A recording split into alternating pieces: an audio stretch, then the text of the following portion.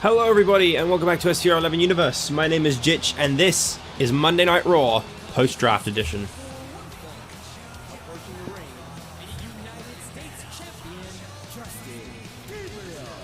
We are kicking off the very first Raw after WrestleMania and the draft with the new United States Champion Justin Gabriel, who has demanded that he meets one of the new SmackDown guys. He says he runs this place now. This is his home. You know, his champion, Christian, the WWE champion, he up and left. He went to SmackDown as part of the draft. I mean, Randy Orton's here with the World Heavyweight title, but Justin Gabriel claims that he is the only true Raw superstar still in the brand, and he wants to see what SmackDown had to offer after the draft. So who's he going to be up? Okay. Interesting first opponent.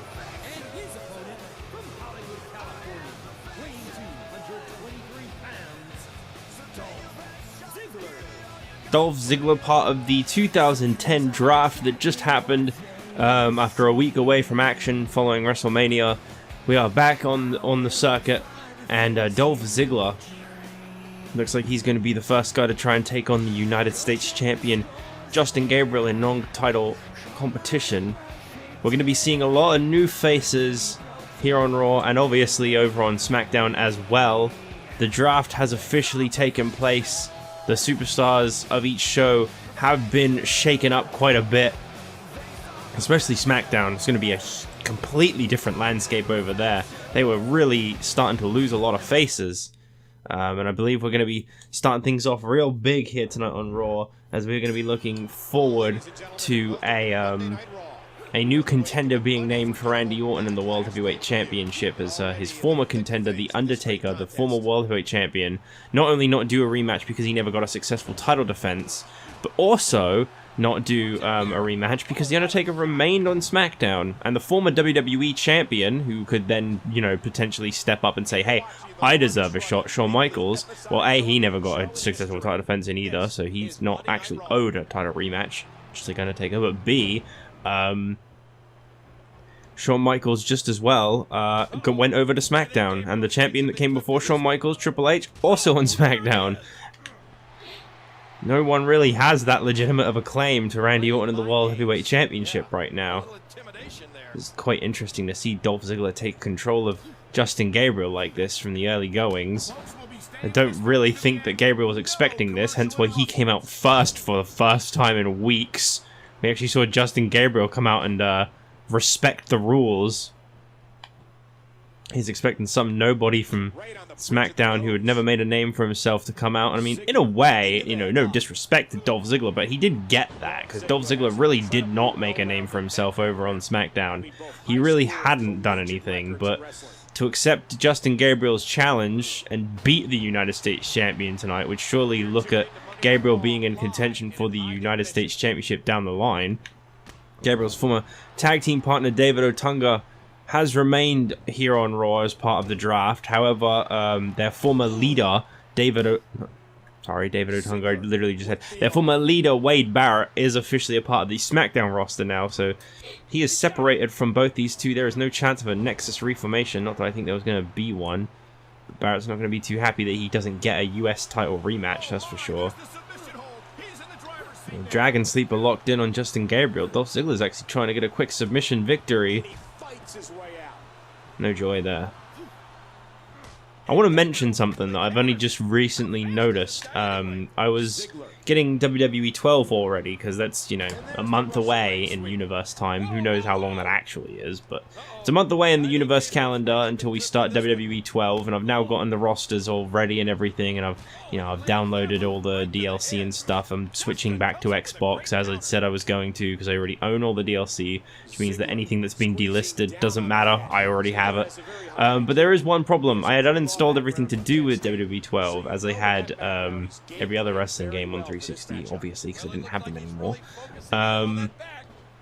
And it turns out that the servers are so down for these games that the update files that you had to download for them are gone.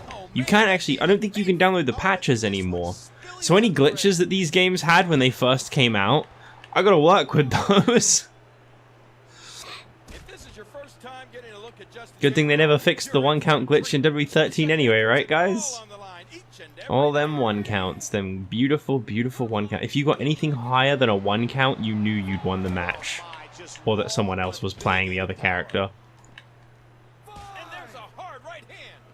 Tell you what, Dolph Ziggler is coming all arms swinging. He is really looking to make a statement against the United States champion, Justin Gabriel, who just went through a TLC match last night. Dolph Ziggler, of course, didn't exactly have an easy match himself, challenging for the Hardcore Championship in a championship scramble falls count anywhere matchup. But Vladimir Kozlov, who is also a part of Raw with the Hardcore title, was the man victorious in that one. He is still a part of those guys are still together technically. I think mostly everyone from that Hardcore title match is here on Raw except for Goldust. The next Hardcore title match should be taking place next week on ECW. And there's the zigzag. I think that Dolph Ziggler, if I'm not mistaken, yeah, just scored a victory over the United States champion on his first night on this new brand. And already, I gotta say, from that impact alone, Dolph Ziggler has done more here on Raw than he ever did on SmackDown. And that is the beauty of the draft. It can really turn your career around. You could have just been struggling on one brand. You could have just been, you know, cursed for whatever reason. You could have just felt that maybe you weren't able to overcome some of the obstacles that were put in your way by that general manager. You come to a new brand, it's a completely different playing field. Everything has changed. And for Dolph Ziggler, everything just changed in his favor because he just pinned the United States champion in his first night on a new brand. And we got an interesting concept on our hands here, put together by Raw General Manager Mr. McMahon. Introducing first, from Calabria, Italy, weighing 227 pounds, Santino, Marella. What he has put together here is an interesting concept in which one superstar who is already a part of Raw is going to be randomly paired with a new superstar brought over from SmackDown. So what we know about this match is that it's Santino Marella versus Ricky the Dragon Steamboat. What we don't know is who their tag team partners are going to be. But we do know, first up, that Santino, a member who managed to remain on Raw following the draft. And he's not exactly been the most popular guy, but he tries to make an impact. Okay. Very odd pairing. Well, per the rules of the Hardcore Championship, I don't believe it is to be defended under tag team situations, which means that this is not a title match for Vladimir Kozlov. He is not risking the Hardcore Championship by competing in this tag team match. It's kind of under the situation in which there are certain occasions where it will be announced that it is not up for grabs, and this is one of those occasions. Vladimir Kozlov is not here to defend the Hardcore Championship in this tag team match. Okay, so Santino will be paired up with the Hardcore Champion Vladimir Kozlov. That's a pretty favorable partner.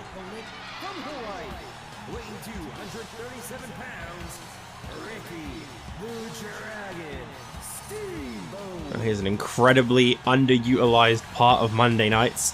Ricky Steamboat has a hell of a lot of potential to make a very, very big impact here on Raw if given half the opportunity. He just hasn't quite been given it yet.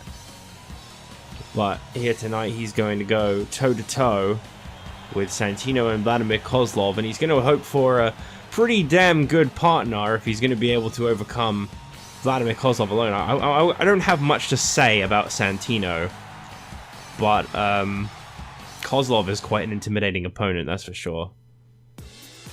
Okay, a little bit of a throwback for anyone that remembers. From Tokyo, Japan, weighing 220 pounds, Tatsu. Yeah, I believe this is this has happened once before in another universe somewhere. Perhaps my own a few years ago, but who can say? Yoshitatsu teaming up with Ricky the Dragon Steamboat. Both new arrivals from SmackDown. in Vladimir Kozlov and Yoshitatsu. And I gotta say, I think I definitely prefer to be partnered. I think I definitely prefer to be partnered with Vladimir Kozlov if I had a say. Straight away we see the tag made to Yoshitatsu. The thing is, Yoshitatsu, like, a lot of people don't really take him particularly seriously. He can really put on a great match. He can be quite impressive, to be honest. He's gone toe-to-toe with Ezekiel Jackson on more than one occasion. Those two are now actually on the same brand. Although, of course, for as long as Ezekiel Jackson is holding the ECW title, the main place you're going to be seeing him is ECW.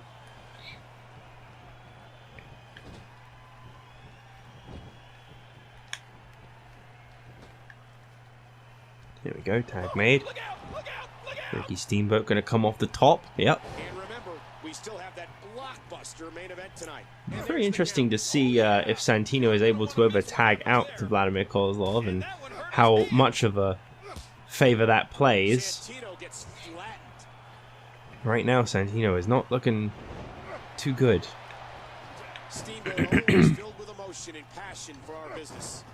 Okay.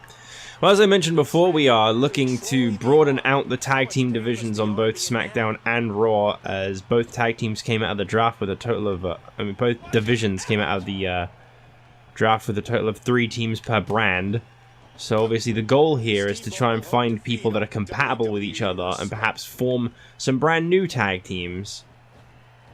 Yoshitatsu and Ricky Steamboat I could see being quite a good one. Whether or not they have what it takes to beat the Celtic Cross, I don't know. Right now, I think the most likely tag team to be facing the Celtic Cross for the World Tag Titles anytime soon are the Legacy.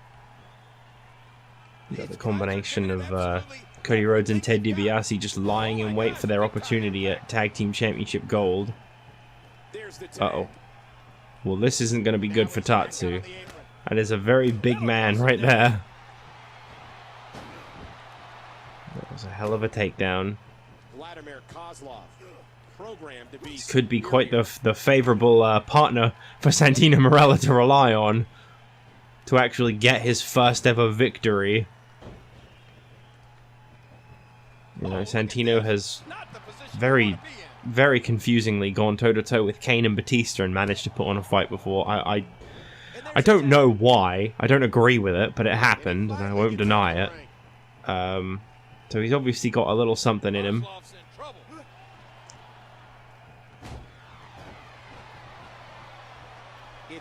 I wouldn't waste time if I were Ricky Steamboat. Vladimir Kozlov is not the kind of guy I think you keep grounded for particularly long.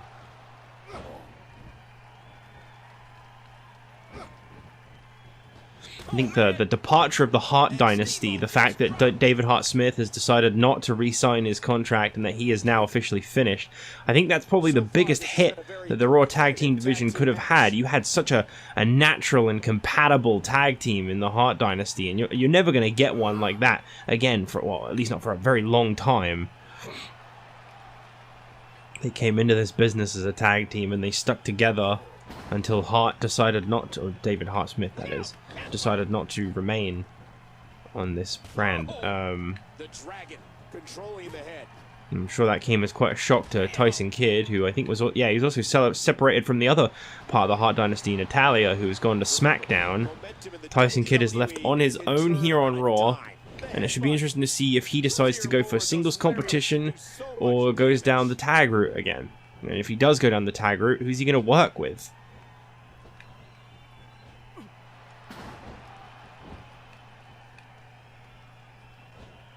The headbutt.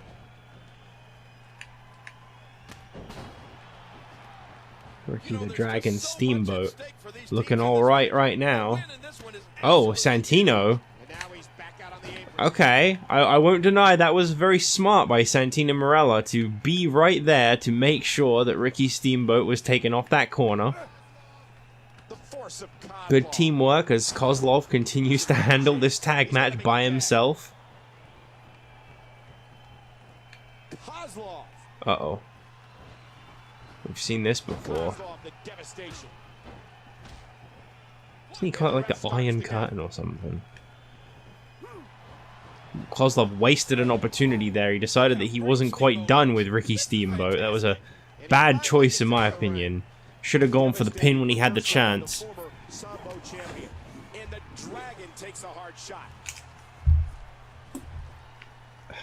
God. I've really hurt my booty, guys. I've said it before in a previous video and I'll say it again. Don't do it. It really fucking hurts. All I tried doing was sitting down on something and it missed completely. Like, I tried sitting down on a stool and it just slid out from under me. Ass first onto the stool. Onto the lower step of... Well, it was actually a step ladder, I should probably have said, not a stool. And here we are now in intense pain still, over a week later. Do not recommend. Ricky Steamboat manages to make the tag to Tatsu, and this would be monumental if he could get the victory here. Got that big kick to the head, but KOZLOV was very quick to recover. Tatsu now going to try and go for the pin. Santino is laid out in the ring. And there you go. I don't know how Santino wound up inside the ring. And how one single strike to the head got him down for so long. But we don't need to see these replays. I just keep forgetting to turn them off. Here are your winners, Tatsu and Ricky the Dragon Steamboat. You can call them a bit of an oddball team. You can laugh and mock Tatsu all you want, but they just got that victory, and that to me shows that they might actually have a bit more potential than we had expected.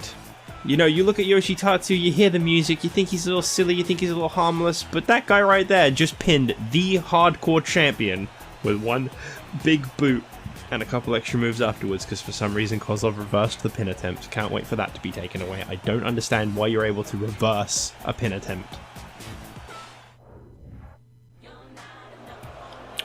Well, if there was one division that we've seen really take a change, it's definitely the Raw Women's division. Approaching the ring from Palatka, Florida, she is the WWE Women's Champion, McCool. Originally represented by Melina since its inception in December, we've seen the Raw Women's division be around the Divas Championship that was seemingly just stuck to Melina. However, Melina lost the Divas Championship and then announced her departure at WrestleMania. And as part of the draft, Kelly and the Divas Championship went to SmackDown in exchange for Raw's Women's Champion Michelle McCool. So this is now the top prize here in the Raw Women's division, the Women's Championship. And I think there's all of about 2 women that were originally on the Raw roster that are still on the Raw roster. This one pretty much just became the second SmackDown Women's division, really. That would be Brie Bella and Alicia Fox, I believe, are the only remaining women here on Raw.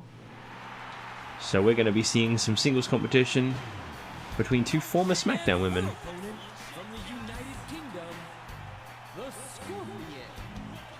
This should be an interesting match. Tiny Shiny got next to no opportunities when she existed on SmackDown. So we're going to see if that's something that can change here on Raw. I mean, she's not actually lost a match, I don't believe. I mean, she's not really had matches to lose, but she's not really lost a match. But to go one-on-one with the Women's Champion is actually a very big opportunity to suddenly be given. This is it. These 2 superstars will test each other's I guess will we'll to see if she can determine make the most out of it. who Right now, will she's raise taken here tonight. immediate control of Michelle McCool. Michelle McCool was originally backed up by kind of her insurance policy, for lack of a better term, which is Layla. They Cool were kind of both making sure that Beth Phoenix didn't get back to Women's Championship on SmackDown, but Layla remained on SmackDown whilst Michelle McCool came here to Raw, which has really, really screwed things up for Michelle McCool's plans as Women's Champion, I'm sure, because she no longer has that lackey to protect her. She's just on her own in a division that has Alicia Fox, Tiny Shiny, and the Bella Twins. What an impact from that kick.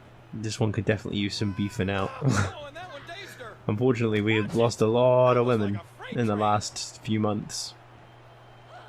From Melina to Mickie James to Gail Kim. All three of them originally members of the Raw Women's division. All three gone. There will be quite a few new names to come, I'm sure. A few new people that you've not yet seen. But I do know that the women's division in these games, it shrinks before it gets bigger. To the point where I think 2K15 has the smallest women's division. And obviously with no community creations, I'm going to have to just work with it. It's going to have to literally just be those 6 or 7, however many women it is in 15.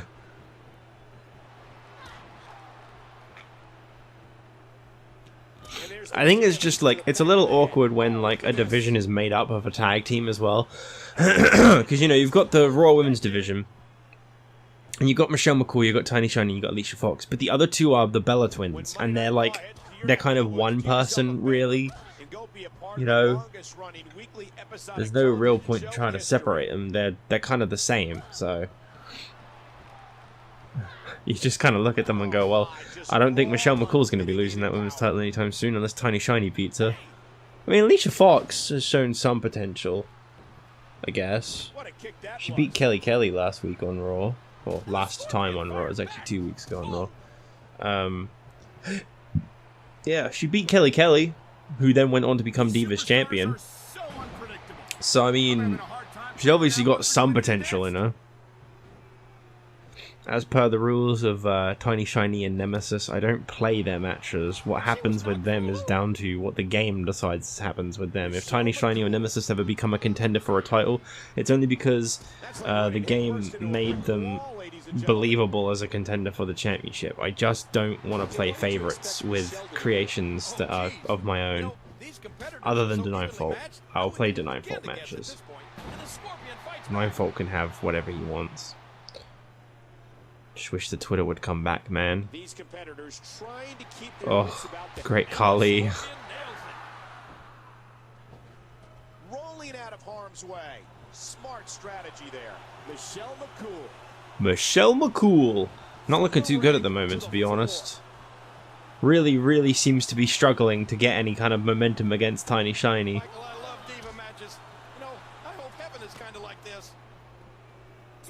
Could we be looking at Tiny Shiny's biggest victory in her career?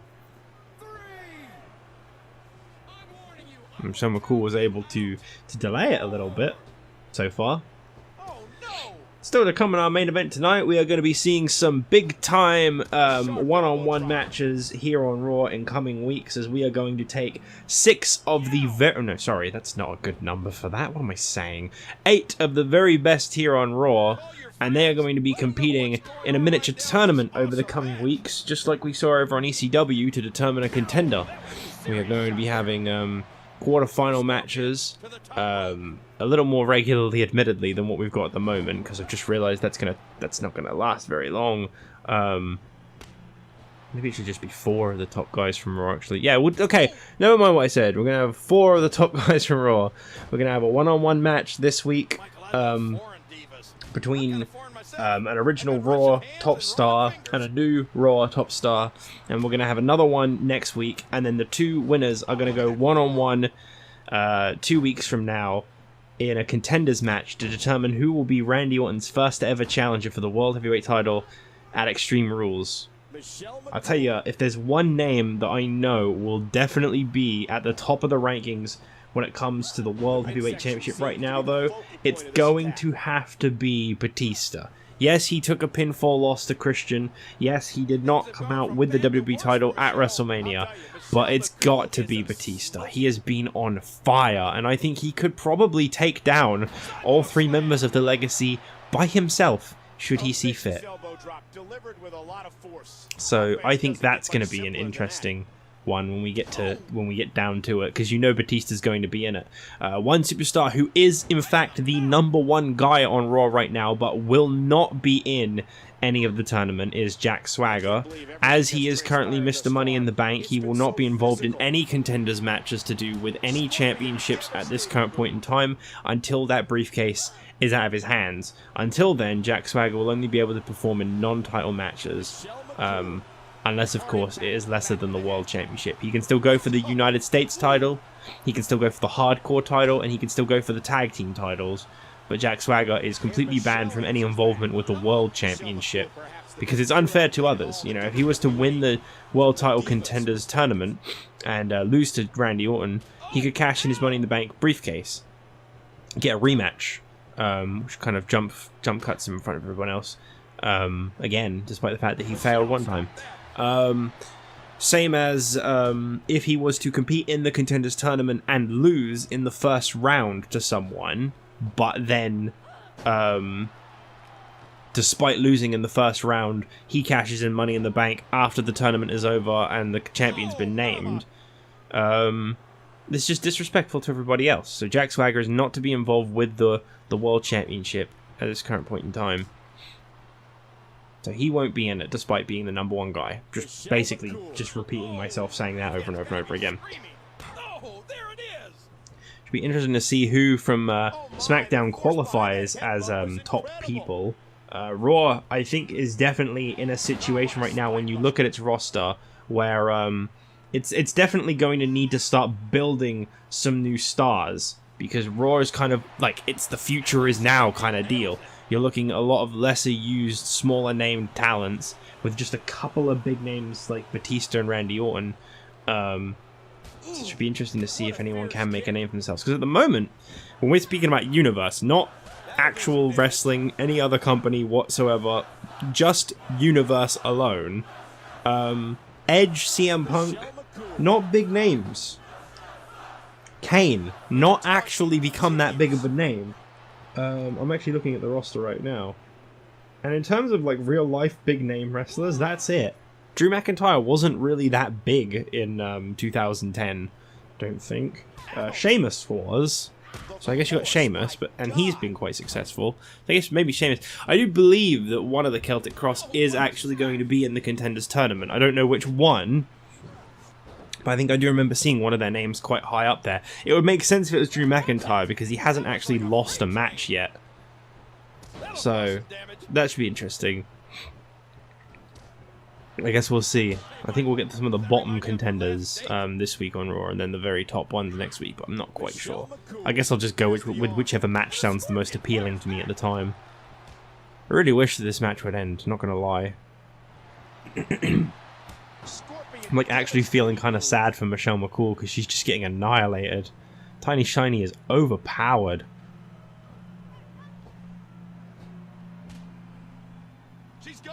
She's going for it. Choke bomb. Oh my god. I really look forward to when that is removed. I don't think that was a very logical choice, which is obviously they agree, that's why they took it out of the games. You can't actually reverse pin attempts in the very next game, I believe. Because I remember when that happened to me in this game, I just looking at it like, that's what? They just reverse me pressing pin. Jeez, Michelle McCool is just getting her ass handed to her, but she won't take the pin. Yeah, I think we definitely know which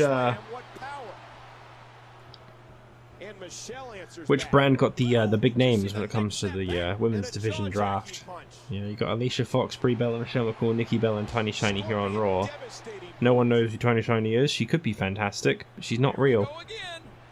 The Bella twins, terrible. Just terrible. Alicia Fox, a lot of people don't actually like.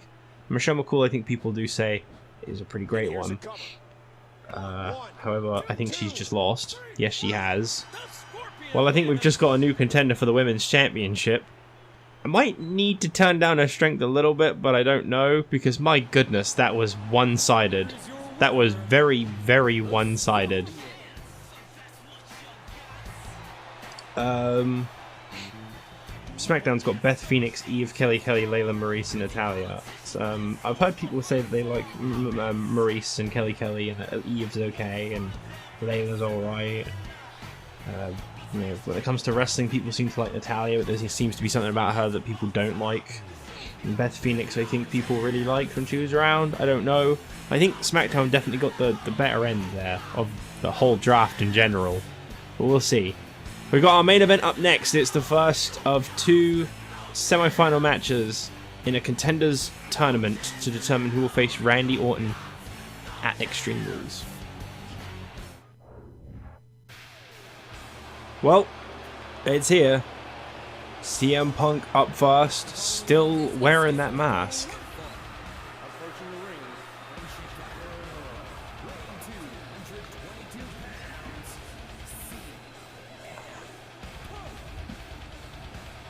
Well, CM Punk is still donning the mask apparently, and he is coming on down to the ring to go one-on-one with Batista. It turns out that'll be our first match in this one.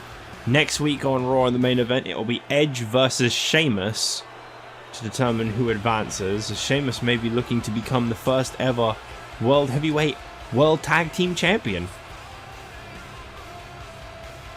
But this ain't looking too good for Mr. CM Punk. And his opponent from Washington, D.C., weighing 290 pounds. Batista. There is a guy with a hell of a lot of frustration built up after failing to capture the WWE Championship at WrestleMania. Batista holds a 6-4 win-loss record going into this matchup, whereas CM Punk holds a 5-13 win-loss record. That is a hell of a lot of losses in comparison to, I think, everyone else in the tournament. Edge has got 2-7, so he's not exactly looking too favorable. And Sheamus is there with a 9-4. So in terms of statistics, the most likely to win this tournament would be Sheamus. But my hands-on pick, as always, is going to be Batista. And right now, I don't think CM Punk has any idea what he has gotten himself into.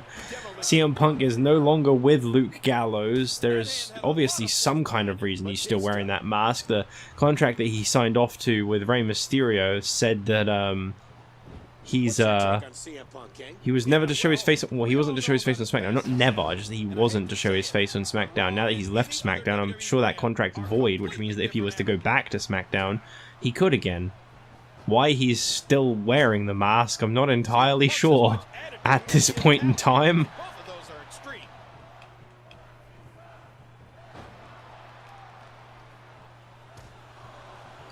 He's got something to hide. Maybe he's dealing with some kind of facial injury.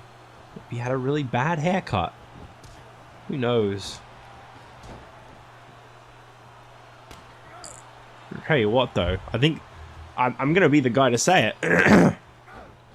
I think we're about to watch that win-loss record go to 5-14. Both these guys had massive matches at WrestleMania. Batista competing for the WWE Championship, while CM Punk competed in the Money in the Bank ladder match. Something that he feuded with Rey Mysterio on SmackDown over for quite some time. Batista laid waste to everyone in that WWE Championship match. It was his match, really.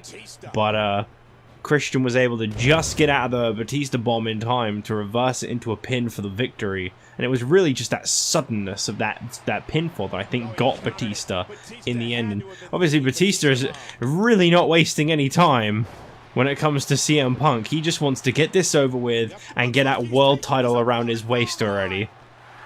Batista bomb already on CM Punk. And of course, a pin attempt reversal, because those make sense. His life on his discipline. He's going to need it here.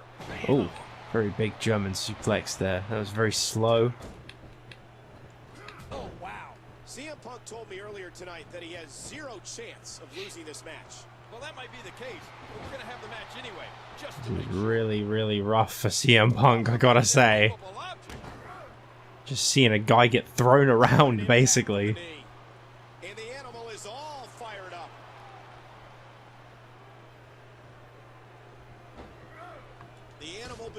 So much momentum riding on Batista.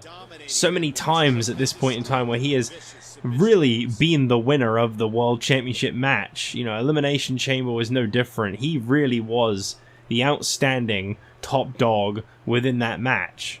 He just seems to be sizing CM Punk. Yeah, okay.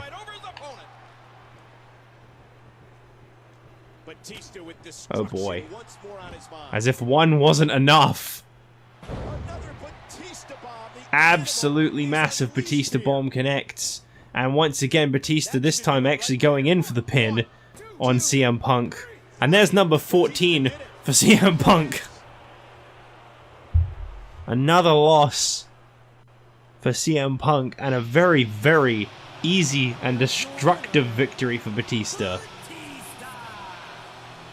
Wow, he just never got out of the starting gate. What an impressive victory that was. That was absolutely, hands down, Batista's match.